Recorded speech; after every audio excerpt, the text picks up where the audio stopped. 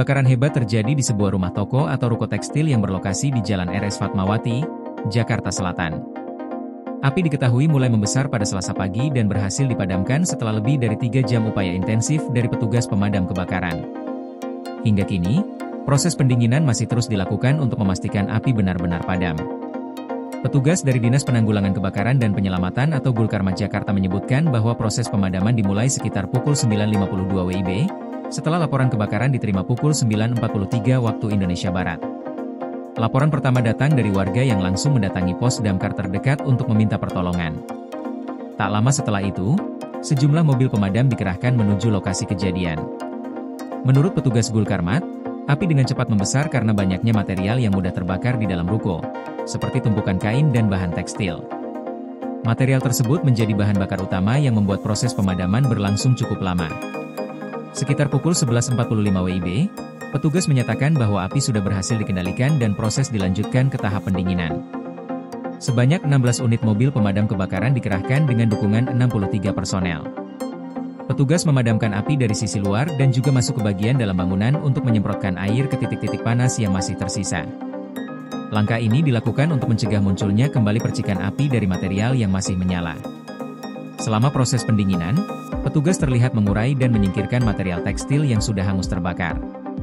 Beberapa bagian bangunan tampak rusak berat akibat panas api yang tinggi. Tumpukan kain di lantai dasar ruko terbakar hampir seluruhnya, dan sebagian atap bangunan juga terlihat ambruk. Dari luar, asap putih masih mengepul cukup tebal dari sisa kebakaran, menandakan bahwa bara api belum sepenuhnya padam. Ruko yang terbakar diketahui berlokasi tepat di Jalan RS Fatmawati Raya nomor 15, RT 08 RW 06, Kelurahan Gandaria Selatan, Kecamatan Cilandak, Jakarta Selatan. Lokasi kebakaran merupakan kawasan padat aktivitas perdagangan, sehingga sempat menarik perhatian warga dan pengguna jalan yang melintas. Petugas kepolisian bersama aparat setempat turut melakukan pengaturan arus lalu lintas untuk mencegah kemacetan di sekitar lokasi kejadian. Hingga saat ini, belum ada informasi resmi mengenai penyebab kebakaran. Petugas masih melakukan penyelidikan untuk mengetahui sumber api pertama kali muncul. Dugaan awal mengarah pada korsleting listrik, namun hal itu masih perlu dipastikan melalui hasil pemeriksaan tim forensik kebakaran.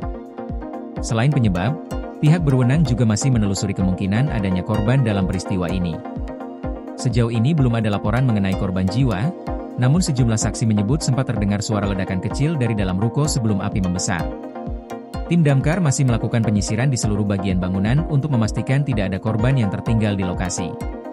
Kebakaran ini kembali menjadi pengingat pentingnya sistem keamanan bangunan, terutama di kawasan perdagangan yang banyak menyimpan bahan mudah terbakar. Pihak Gulkarmat Jakarta mengimbau para pemilik toko dan usaha untuk rutin memeriksa instalasi listrik, serta memastikan tersedianya alat pemadam api ringan di setiap bangunan untuk mengantisipasi kejadian serupa di masa mendatang. Koordinasi PLN dengan TNGL jelang Hari Kesaktian Pancasila, listrik terbangun, alam tetap lestari. Panen perdana garam Aceh. PLN hadirkan energi untuk UMKM di momen menyambut Hari Kesaktian Pancasila.